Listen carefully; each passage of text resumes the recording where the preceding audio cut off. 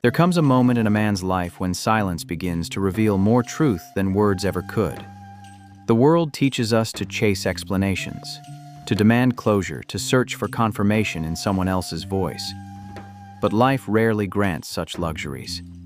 More often, it places us in situations where the truth exists quietly beneath the surface, waiting for those who have learned to see it.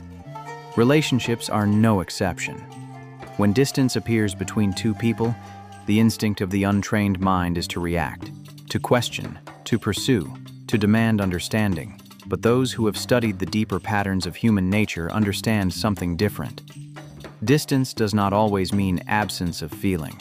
Sometimes distance is simply pride, confusion, or the quiet battle someone fights within themselves. There is a strange phenomenon that occurs after separation. Time moves forward, silence stretches, yet memory refuses to obey distance. A person who once walked away may begin to feel the echo of what they left behind, not loudly, not dramatically, but slowly, quietly, and often without their own admission. And this is where most men lose themselves. They sense something shifting. They notice small signs, subtle changes, indirect signals. Their mind fills with questions. Is she thinking about me again? Does she regret leaving? Should I reach out? But a disciplined mind does not rush to answer these questions. A disciplined mind understands that the true battle is not about her thoughts, it is about our own. Because the moment we begin to obsess over what someone else feels, we abandon the one territory we are actually responsible for, our inner world. Marcus Aurelius once wrote, "You have power over your mind, not outside events. Realize this, and you will find strength." Those words were not written about romance, yet they apply perfectly here. What another person feels, regrets, or remembers belongs to the realm of things outside our control. Our task is not to chase signals. Our task is to master ourselves. And when we do, something remarkable happens. The entire dynamic changes, not because we manipulate outcomes, but because we no longer depend on them.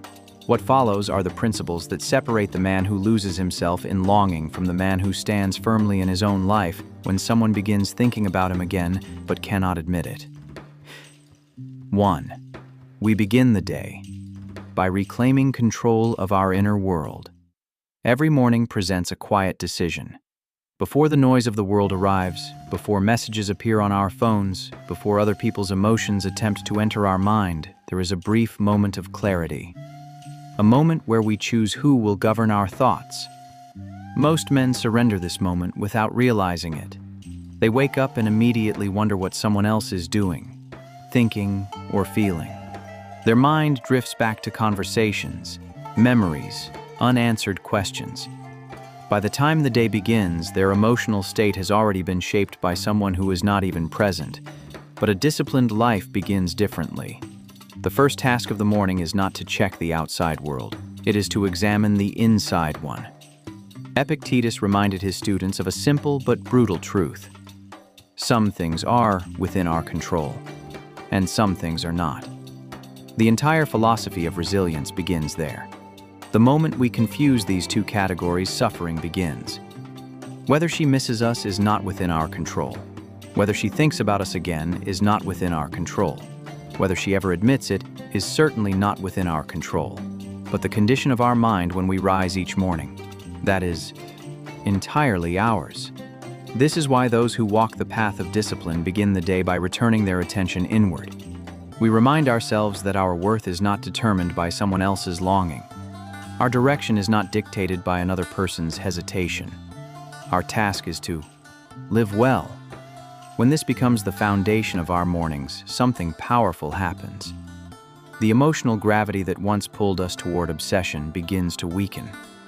And we move through the day not as someone waiting for validation, but as someone building a life. 2.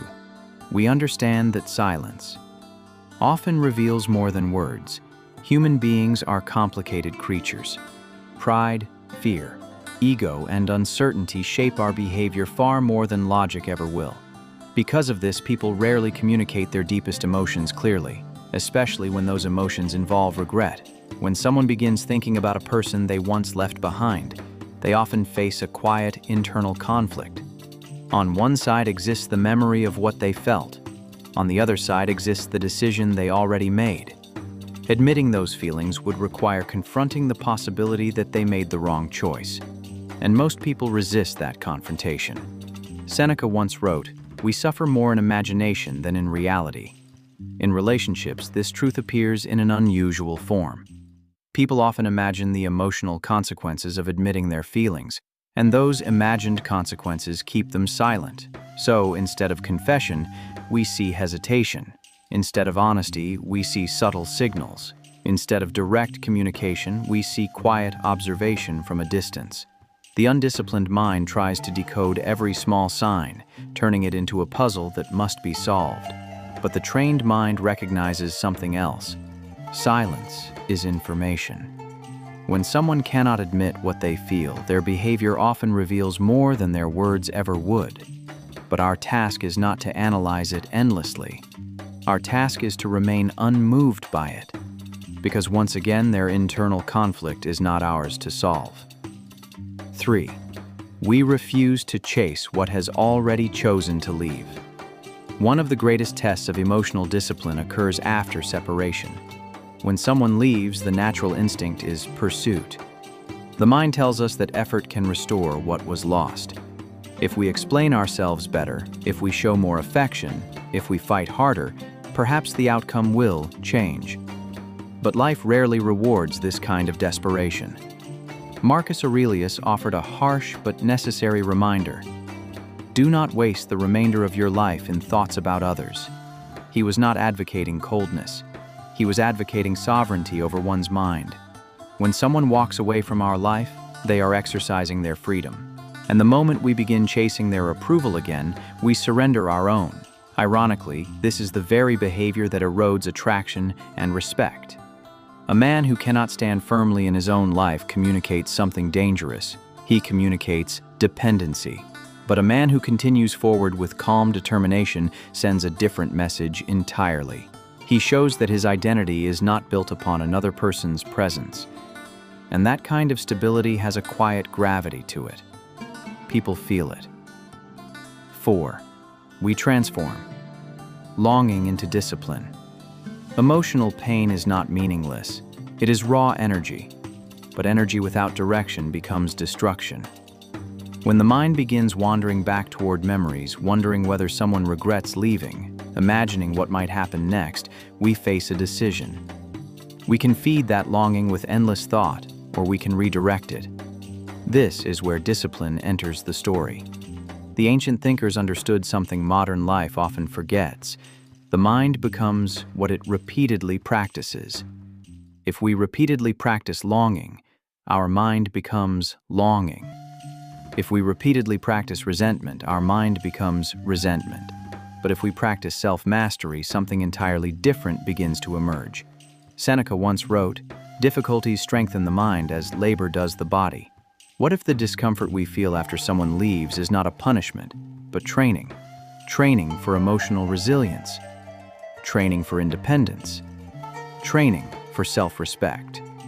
When we channel our energy into growth, physical, intellectual, spiritual, we transform what once felt like loss into momentum. And momentum is one of the most attractive forces in human life. 5. We become the man who no longer needs validation. The final transformation is subtle but profound. At the beginning of this journey, we may secretly hope that the other person will return. We imagine a moment where they finally admit what they feel, where the truth becomes visible and the past is corrected. But as discipline reshapes our character, something unexpected happens.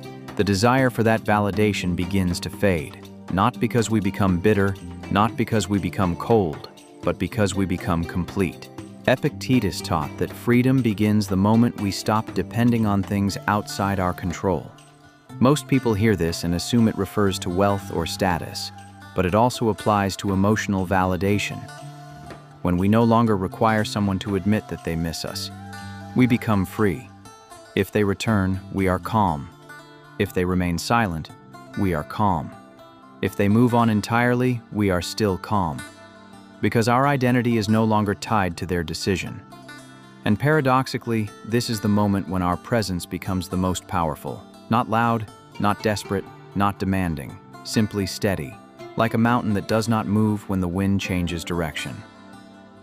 This is the quiet strength the ancient philosophers spoke of, and once it is built within us, no one can take it away.